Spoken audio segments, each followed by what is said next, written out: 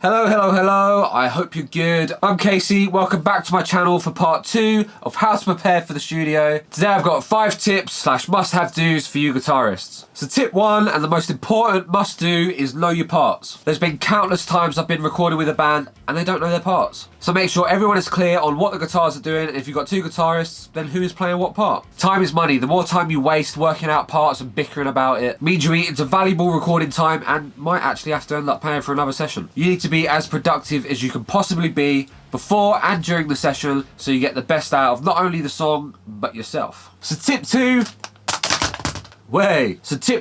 is strings. Fresh strings before your session will help with clarity, definition, your tone, and they just feel good. If you're playing in drop tunings, make sure you use thicker gauge strings. You don't want slack, sloppy sounding riffs because thin gauges just don't have the tension you need, and it just won't give you the punch you want. So thicker gauges for drop tunings are the one.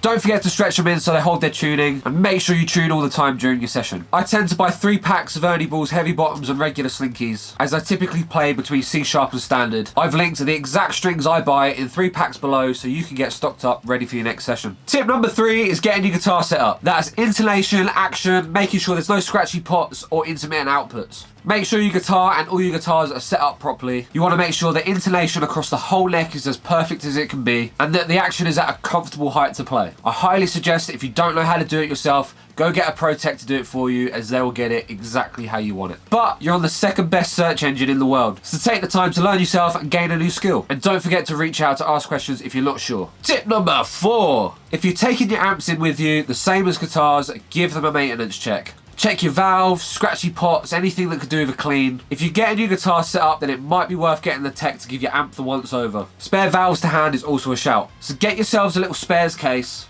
and keep those in there along with strings, capo, a strap, and even picks. Speaking of picks, tip 5, it's a good idea to stock up on picks that you use along with various sizes, as they change the tone and attack of what you're playing, and you might find that it works better for the part you're recording.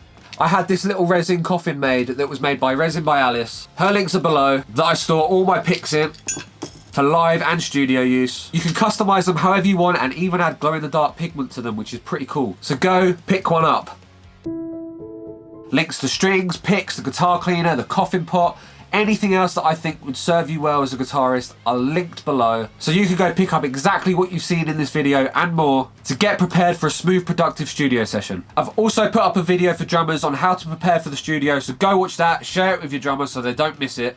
We all know what they're like. Now here's a bonus tip. This is something every guitarist must have, and that's a tuner. Pedal number 1 on your pedal board. I use the Boss TU3 as my main tuner. Another option is the Snark headstock tuner. Remember, if you're using one of these, to roll your volume down so no one has to suffer through listening to the G string that just won't go in tune. But again, make sure you tune after every take. If you have any fun, cool tips or experiences from being in the studio, drop it in the comments below. If you made it to the end, then thank you. It would mean the dog's nads if you could subscribe, like and comment. All my links to my socials are below, so go check those out as well whilst you're at it. Have a great day, and I'll see you next time for 5 tips on how to prepare for the studio, bassists.